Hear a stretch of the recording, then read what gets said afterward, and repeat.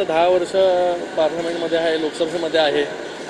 हे सगळी प्रक्रिया जी आहे ती जवळून पाहिलेली आहे आणि नक्कीच चांगलं काम जे आहे ते यावेळेस एनडीएच्या सरकारमध्ये, आत्ताच्या सरकारमध्ये सगळ्यांबरोबर समन्वय साधून, सगळ्या पक्षांबरोबर समन्वय साधून जे आहे हे पक्षाचं काम अधिक प्रभावीपणे कसं होईल, सगळ्या खासदारांना एकत्र घेऊन सगळ्या खासदारांकडून पण चांगलं परफॉर्मन्स कसं होईल याची जबाबदारी देखील माझी असेल.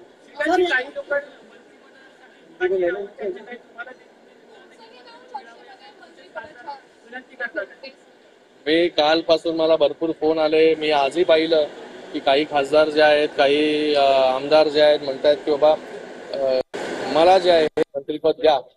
मला वाटतं मला जे आहे ते पक्ष संघटना जी आहे ही वाढवण्यामध्ये, पक्षासाठी काम करण्यामध्ये जास्त रस आहे.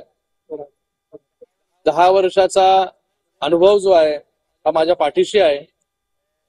माननीय एकनाथजी शिंदे साहेबांनी त्याचबरोबर आमच्या सगळ्या सहकाऱ्यांनी ही जबाबदारी नवीन गटनेत्यांनी दिलेलीच आहे. जर मंत्रिपदाचं तुम्ही म्हणालात की बाबा मंत्रिपद, मला जर पर्सनली विचारलं की तुम्हाला मंत्री व्हायला आवडेल का, मी माझं उत्तर असेल की आमच्या पक्षामध्ये जे आहे हे ज्याची मेरिट असेल तो मेरिट नुसार जे आहे हे मंत्री बनेल. ज्याला माननीय मुख्यमंत्री एकनाथजी शिंदे साहेब मंत्री करतील, आदेश देतील, तो मंत्री होईल. मला पक्षाचं काम, संघटनेचं काम तळागाळापर्यंत घेऊन जाण्यामध्ये जास्त रस आहे. पक्षासाठी पक्ष बांधणी जास्तीत जास्त ग्रामीण भागापर्यंत, प्रत्येक घरापर्यंत कशी होईल त्याच्यासाठी मला येणाऱ्या काळामध्ये जे आहे हे काम करायचं आहे. मी खूप समाधानी आहे की तिसऱ्यांदा खासदार ज्या लोकांनी मला जबाबदारी दिली, तिसऱ्यांदा मी खासदार झालोय. खूप समाधानी आहे.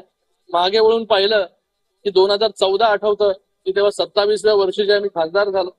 आज 2024 मध्ये तिसऱ्यांदा खासदार होतोय. मला वाटतं खूप कमी लोकांच्या नशिबामध्ये हा योग येतो आणि खासदार म्हणून चांगलं काम मतदारसंघासाठी असेल, महाराष्ट्रासाठी असेल, देशासाठी असेल हे करत राहीन मी.